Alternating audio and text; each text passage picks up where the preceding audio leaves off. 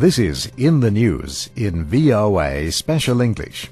Conservative Christians, known in America as the religious right, lost one of their best-known leaders this week.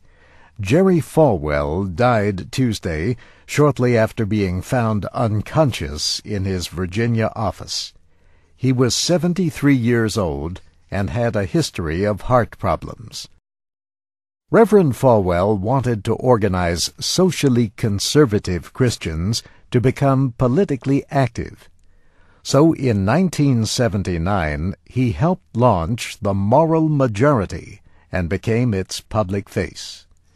Some believe this heavily Republican group helped to elect Ronald Reagan president in the 1980 election.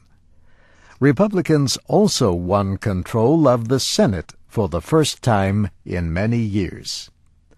Reverend Falwell described the movement as pro-life, pro-traditional family, pro-Israel, and pro-national defense.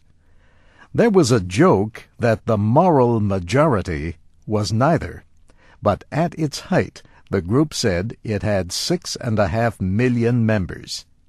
They opposed abortion, same-sex marriage, and any other threats they saw to family values. Jerry Falwell began as a Southern Baptist minister at a small church in Lynchburg, Virginia, in 1956.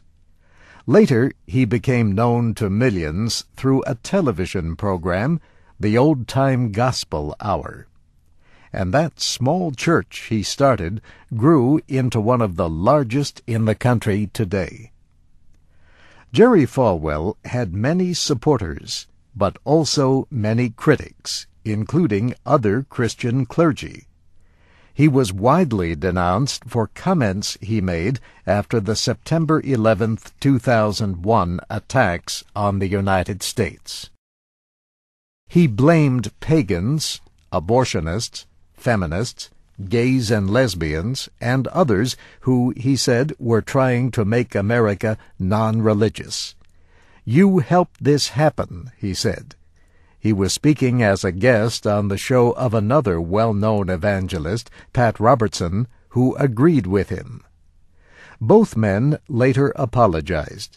Yet some people say their comments about the terrorist attacks may have done more since then to hurt the religious right than to help it. Some will also remember Jerry Falwell for what he said about Tinky Winky from the BBC children's program Teletubbies. In 1999, he accused the character of being homosexual and morally damaging to children. Jerry Falwell closed the Moral Majority in 1989, but he launched a new group to continue the evangelical revolution in politics, the Moral Majority Coalition.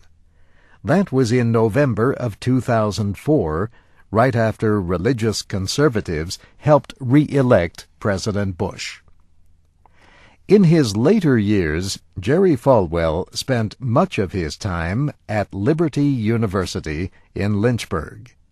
He served as president. He opened the college in 1971. In recent years, he also worked to bring attention to what he said was a misrepresented threat of global warming. Jerry Falwell did not have as much influence anymore, but he will be remembered for his part in giving a voice to conservative Christians in modern American politics. And that's In the News in VOA Special English, written by Brianna Blake. I'm Steve Ember.